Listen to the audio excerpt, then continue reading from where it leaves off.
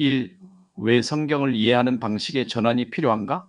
성경은 히브리어, 아람어, 헬라어로 기록되었다. 그런데 이 언어들은 단순히 말을 전달하는 수단이 아니라 각기 다른 방식으로 세상을 이해하는 눈과도 같은 역할을 한다. 마치 안경을 바꾸면 세상이 달라 보이는 것처럼 성경을 어떤 언어로 이해하느냐에 따라 말씀의 의미가 달라질 수 있다. 예를 들어 하나님께서 빛이 있으라 하셨을 때 히브리어는 이 말씀을 존재를 만들어내는 생명의 사건으로 본다. 하지만 헬라어와 라틴어는 이를 이성적 명령이나 법칙으로 이해한다. 이 차이가 바로 말씀을 사는 사건으로 볼 것인가, 이해해야 할 개념으로 볼 것인가의 갈림길이다. 이 언어가 다르면 말씀을 받아들이는 방식도 달라진다. 우리가 성경을 읽을 때 하나님이 이렇게 말씀하셨다고 이해하는 방식은 단순히 그 내용을 아는 것만이 아니야. 그 말씀이 어떤 언어로 전달되었느냐에 따라 우리는 전혀 다르게 반응한다. 왜냐하면 언어는 단지 단어의 나열이 아니라 그 말을 사용하는 사람들의 세계관과 사고방식을 함께 담고 있기 때문이다. 예를 들면 창세기 121에서 하나님께서 아브라함에게 너는 본토 친척, 아비 집을 떠나 내가 내게 지시할 땅으로 가라 라고 말씀하셨다. 이 말씀을 히브리어적 세계관으로 보면 이건 단순한 지시나 명령이 아니라 관계 안에서 생명을 건 부르심이다. 아브라함이 모든 것을 버리고 떠나는 행위는 하나님과의 살아있는 동행을 시작하는 사건이며 그 말씀은 아브라함의 삶 속에서 점점 현실로 구체화되어 간다. 하지만 헬라어적 사고방식으로 보면 이 말씀은 어떤 논리적인 명제나 약속 조건으로 이해하고 만약 내가 떠나면 내가 복을 줄 것이다 라는 식으로 해석한다면 이 말씀은 계약 조건처럼 분석되고 삶 속에서의 살아있는 인도하심보다는 결과를 위한 행동 기준으로만 받아들여지게 된다. 아돌프 폰 하르낙은 초대교회가 원래는 단순히 예수님이 복음 하나님의 사랑과 형제애를 중심으로 했는데 점차 시간이 지나면서 흐리스 철학의 영향으로 복잡한 교리 체계로 바뀌었다고 지적했다. 그는 히브리어적 사고를 살아있는 관계 중심, 헬라어적 사고를 추상적 개념 중심이라고 나눴다.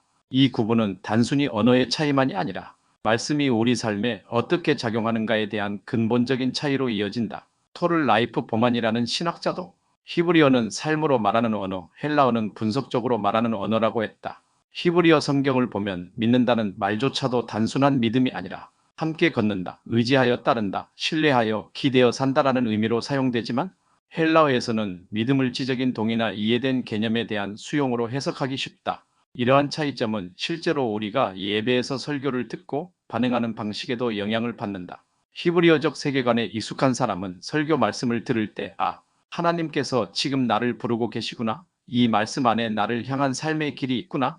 하고 삶으로 연결된 감각을 느끼고 곧장 기도하고 삶을 돌아보며 관계를 변화시키려 하지만 헬라적 이해 방식에 젖어 있는 사람은 말씀을 듣고 이건 이런 개념이구나, 저건 이렇게 해석되는구나 하며 이해 중심, 분석 중심으로 반응하고 삶의 변화보다도 이해의 만족에 머무르게 된다. 우리가 지금 대부분 교회에서 사용하는 성경 번역과 설교 방식이 헬라어적, 라틴어적 틀에 많이 영향을 받았다는 사실을 아는 것이 중요하다. 히브리어 성경의 언어는 움직이는 사건의 언어, 삶을 바꾸는 만남의 언어인데 우리는 그것을 정의하고 분해하는 학문적 언어로 바꾸어 듣고 있는 셈이다. 3.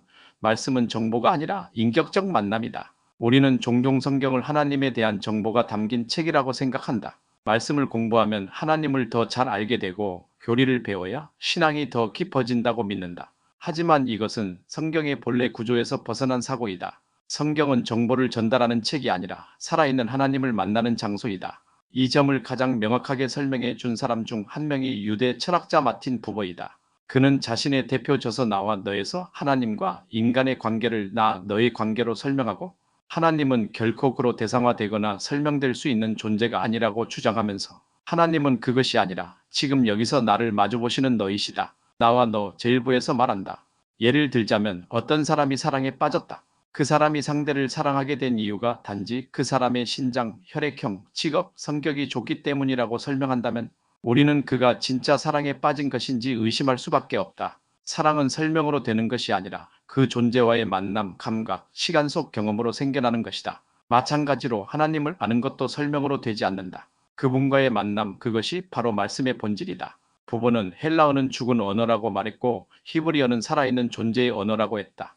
헬라어는 개념을 정리하고 본질을 설명하려는 언어지만 히브리어는 삶의 사건 속에서 지금 여기에서 하나님과 나 사이의 만남을 만들어내는 언어라는 것이다. 이런 부부의 사상은 칼빈의 이해와도 깊이 연결된다. 칼빈은 기독교 강요에서 이렇게 말한다. 하나님은 마치 유모가 아이에게 말하듯 자신을 낮추어 우리에게 말씀하신다. 기독교 강요 아이권 13장 1에서 이 말은 하나님이 우리 수준에 맞추어 어린아이라도 알아듣도록 말씀을 구체화하신다는 뜻이다. 다시 말해 하나님은 자신의 영광을 지키려 하시는 분이 아니라 우리를 만나기 위해 자신을 낮추신다. 이런 낮아지심은 말씀이 곧 사랑이며 인격적인 접근임을 보여준다. 말씀은 단순한 교훈이 아니라 말씀은 내 안에 심겨져서 나의 정체를 만들고 나를 이끄는 살아있는 생명이다. 4. 말씀은 신적 이성이다. 계시에서 제도로 전락한 신학의 비극. 어거스틴은 고백록과 기독교 교훈에서 표현된 말은 보이지 않는 실제를 가리키는 수단이라 강조했고, 내 말이 아닌 주님의 말씀이 나를 비추었다고 고백함으로써 언어를 통한 빛의 내면 계시 개념을 도입했다. 이는 히브리 세계관과 연결되는 말씀은 감각을 넘어 존재를 빚는 계시 구조다. 라는 의미로 말한 것이다. 그러나 후기에 이를수록 신적 질서와 이성, 보편적 진리, 정의로운 통치의 원리를 강조하게 되고 이후 삼위일체론, 두권, 3장에서 말씀은 신적 이성이다라고 하여 요한복음 11의 태초에 말씀이 계시니라를 헬라, 철학적 로고스 개념과 연결지어 해석하고 말았다. 이로 인해 말씀은 선포된 사건이 아니라 하나님 안에 있는 영원한 이성의 형상적 표현으로 규정되었고, 이후 스콜라 신학과 로마교의 교리 전통에서 말씀을 신적, 이성에 기초한 체계적 진리로 정착시키는데 중요한 철학적 근거를 제공하였다.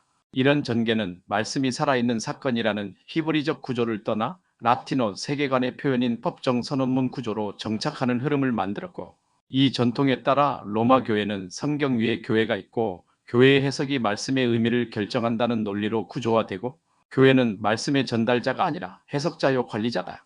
우남센탐 보니페이스 8권 1302년은 선포로 이어진 것이다. 이로써 어거스틴이 자신의 고백록 7권 5장에서 나는 나의 세계관으로 하나님의 말씀을 해석하려 했으나 그 자체가 나의 죄였다 라고 언급한 말이 무색하게 되었고, 후대의 코넬리우스 반티리, 어거스틴은 복음을 법적 관계로 환원시켰다는 점을 강하게 비판하고, 구원은 하나님의 인격적 연합이며 단순히 법적 칭의의 선언이 아니라 존재 변화의 결과여야 하며, 말씀은 계시된 명령이 아니라 내면에 심겨지는 실제이다 신앙 변증고했다. 5. 언어는 의미 구조를 전달하는 매체로 전락시킨 현대 신학자인 N.T. 라이트는 복음을 내러티브로 환원하면서 실제로는 문학적 언어의 구조 안에서 복음을 해석하고 있다. 그가 말하는 이야기는 신학적 선언이나 법적 논리보다 덜 형식적일 수 있으나 여전히 언어는 의미의 구조를 전달하는 매체라는 인식에서 벗어나지 않았다. 하지만 히브리어 세계관은 그렇지 않다. 신명기 6장 6절 7절에 따르면 말씀은 곧 사건이며 사건은 존재이며 존재는 하나님과의 관계 속에 형성되는 실제다. 이 명령은 단지 하나님의 이야기를 들려주라는 것이 아니라 말씀이 존재에 각인되어 사라지도록 심으라는 명령임에도 N.T. 라이트의 이야기 구조에서는 말씀이 존재에 심겨지는 구조를 의식하지 못했다. 5. 성경은 말씀이 사람 안에 심겨지는 실제로 묘사한다. 성경이 말하는 말씀의 구조는 말씀을 단지 전제하거나 인격적 관계로 전달되는 것 이상으로 표현한다.